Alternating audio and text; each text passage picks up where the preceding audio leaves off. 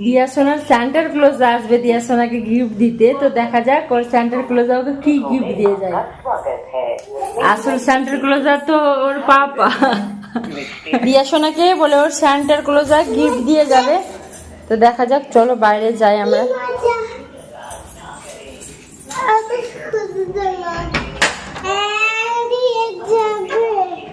তো সোনা বাইরে যে দেখছে ওর সেন্টার ক্লোজ ওকে গিফট দিয়ে গেছে নাকি, সেন্টার ক্লোজ গিফট দিয়ে চলে গেছে। ও মাই গড,